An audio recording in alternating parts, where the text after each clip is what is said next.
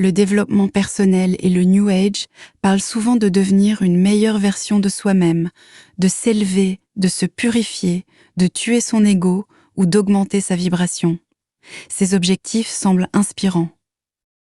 Pourtant, ils peuvent conduire à une impasse psychologique, la quête d'une image idéale de soi. Au lieu d'apprendre à se connaître, on cherche progressivement à correspondre à un modèle. Être toujours positif, conscient, aligné, éveillé, bienveillant ou à haute vibration.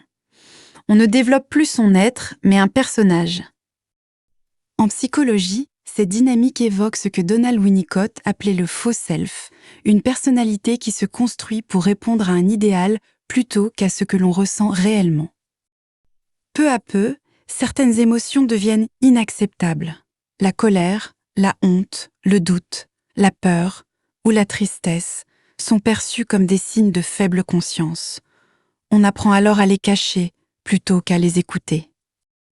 Cette quête attire souvent des personnes qui souffrent déjà d'une estime de soi fragile ou de fragilité narcissique.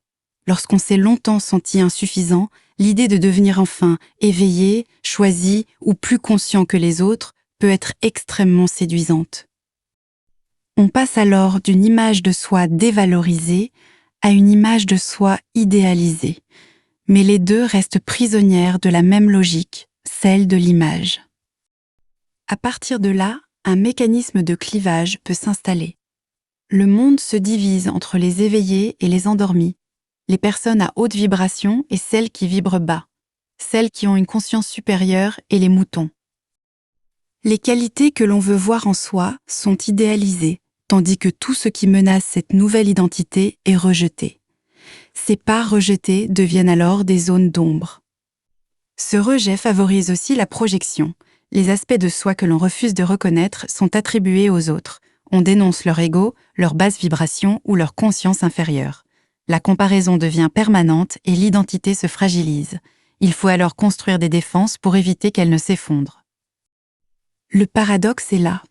On croit dépasser son ego alors qu'on risque de le reconstruire sous une forme plus spirituelle. L'ego ne disparaît pas, il change simplement de costume. Grandir ne consiste peut-être pas à devenir une version idéale de soi-même, mais à devenir plus authentique. Une personne psychologiquement solide n'a pas besoin d'être parfaite, ni de paraître plus éveillée que les autres.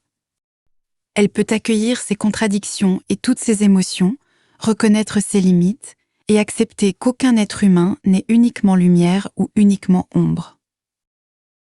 Au fond, le véritable travail sur soi ne consiste peut-être pas à fabriquer une meilleure image de soi, mais à avoir de moins en moins besoin d'en défendre une.